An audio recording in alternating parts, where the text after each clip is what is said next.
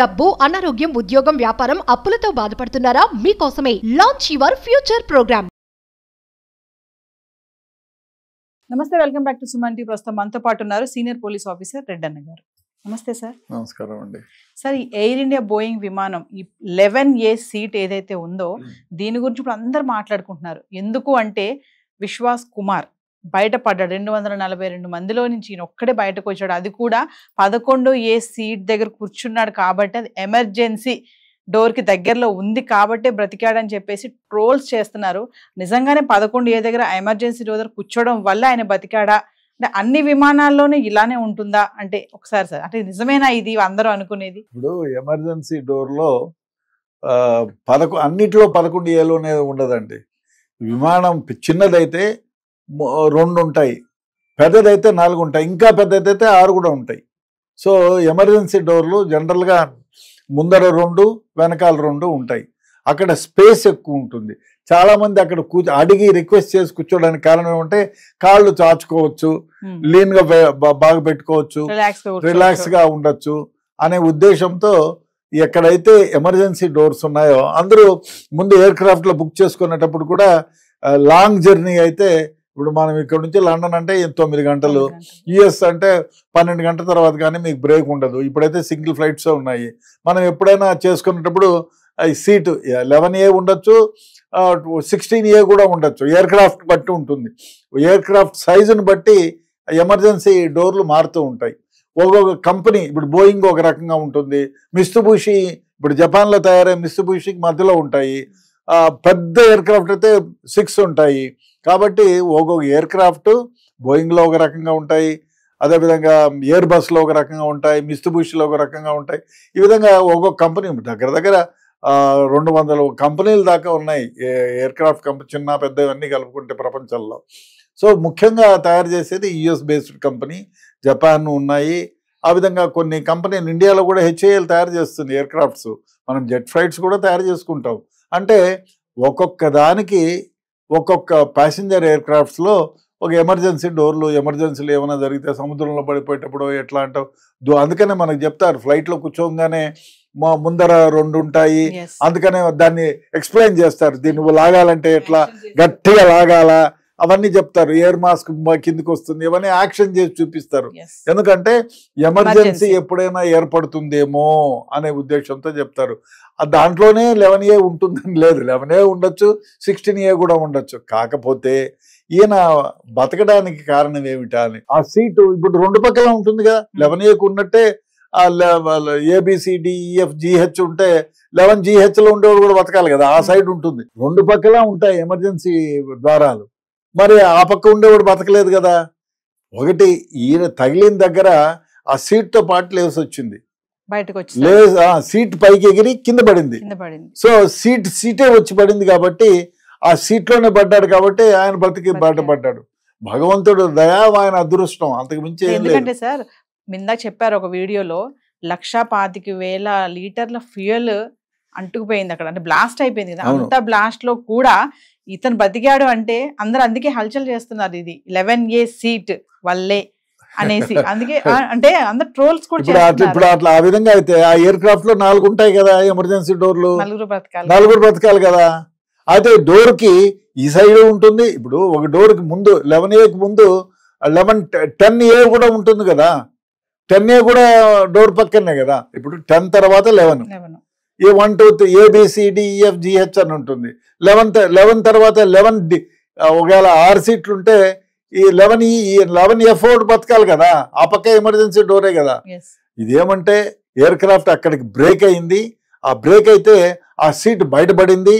ఆ సీట్తో పాటు ఈయన బయటపడ్డాడు. బయటపడినప్పుడు ఎక్కడైనా ఆ కాలే ప్రదేశంలో దూరంగా పడ్డాడు కాబట్టి బ్రతికి బయటపడ్డాడు. లేకపోతే ఆ ఫ్యూయల్ అంటుకునే దగ్గర పడి ఉంటే ఆయన చనిపోయేవాడే. అదృష్టం, ఆయన ఇంకా బ్రతకాలని భగవంతుడు రాశారు. ఆయన మహా అదృష్టవంతుడు, ఏదో మృత్యుంజయుడు ఆయన. అంతేగాని 11Aలో కూర్చున్న ప్రతి ఎయిర్ క్రాఫ్ట్ లో వాళ్ళు బతుకుతారని కాదు. అదృష్టం అంతే.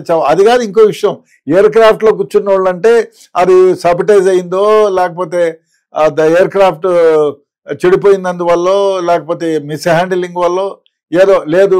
కొందరు అంటున్నారు ప్రిపేర్ కాకుండానే ఎయిర్ క్రాఫ్ట్ ను, ఎందుకు ఎట్లా ఆ మాట అనడానికి కష్టం. ఎందుకంటే 8,000 గంటలకు పైగా ఆయన తోలిన, అంటే ఇంటర్నేషనల్ ఫ్లైట్లని తోలినటువంటి కెప్టెన్, అంత అంత ఇది ఆయనకు అంత అనుభవం ఉన్న కెప్టెన్ అంత ఫులిష్ గా ప్రిపేర్ కాకుండానే టేక్ ఆఫ్ ఎందుకు చేస్తాడు?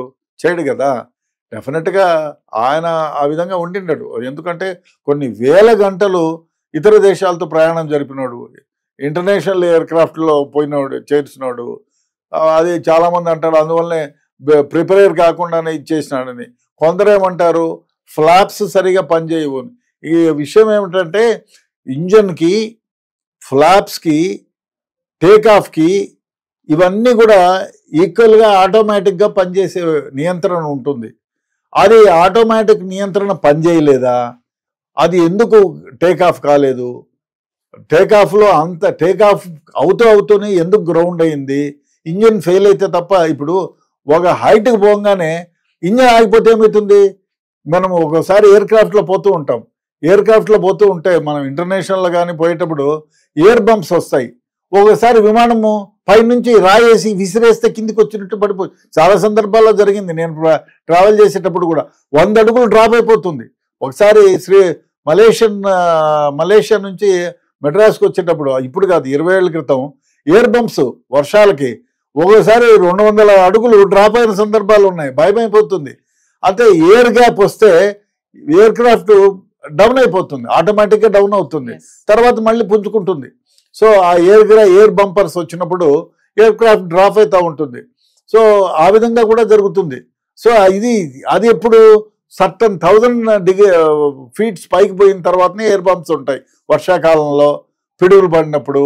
అది కానీ ఇది అసలు ఎత్తుకోనే లేదు. 600 అడుగులు, ఆఫ్టర్ ఆల్ 600 అడుగు ఇంకా మన వాతావరణంలో నుంచి కిందనే ఉంది. బట్ అది కాదు, అది డెఫినెట్గా there is something wrong. The investigation చూడాలి, ఇన్వెస్టిగేషన్ లో ఏం జరిగింది అనేది.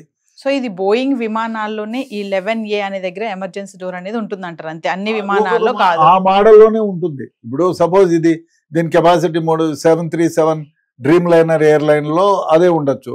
వేరే మోడల్ అయితే 16 లో ఉంటుంది, వేరే మోడల్లో ఉంటే 9 లో ఉండొచ్చు, చెప్పలేం. సో అందరు ఏమంటున్నారంటే సార్ ఈ 11A దగ్గర కూర్చుంటే ఏ ప్రమాదం జరగదు, సో అది వెతుక్కుని అక్కడ కూర్చోవాలి అంటే మనం ఖర్చు ప్లేస్తాం చూడు సార్ అలా అని వైరల్ అవుతుంది. సరే, విమానంలో ఉండేవాళ్ళు చనిపోయినారు అంటే 11లో, ఇక్కడ ఇంట్లో కూర్చొని ఉన్నవాళ్ళు చనిపోయినారు కదా, దాన్ని ఏం చెప్తాం? అంటే ఒకటి డెస్టినీ అనేది అనుకోవాలి.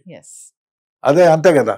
ఇప్పుడు ఆయన బతికినాడు, సంతోషం. మన హాస్టల్లో భోజనానికి వచ్చిన వాళ్ళు, ఇంకో విషయం ఏమంటే ఇప్పుడు కొత్తగా చెప్తున్నారు, ఒక తల్లిదండ్రులు 2 వచ్చినారంట, 4 కలిపి వాళ్ళ పిల్లల్ని చూడడానికి. వాళ్ళు కూడా భోజనం రాండి డాడీ మా హాస్టల్లో భోజనం ఎట్టుందో అందరూ అంటాం. మన పిల్లలు ఉంటే భోజనం బాగాలేదు, చారు బాగాలేదు, రసం బాగాలేదు, అది బాగాలేదు, ఇది బాగాలేదు అంటా ఉంటారు. మీరు తిని చూడండి ఒక రోజు అంటారు మన పిల్లల్ని పోయినప్పుడు కూడా. అప్పుడు మనం కూడా పోతాం హాస్టల్ తినడానికి, చూద్దామని. అట్లా పోయిన వాళ్ళు కూడా చనిపోయినారు. వాళ్ళు ఏం తప్పు చేసినారు?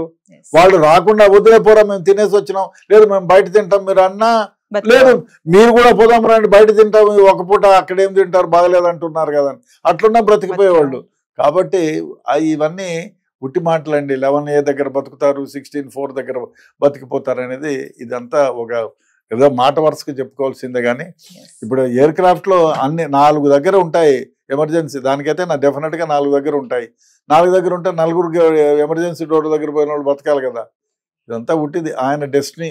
ఆయన దాన్ని మించి మనం ఏ విధంగా బ్రతకాలనేది కూడా ఊహించలేము.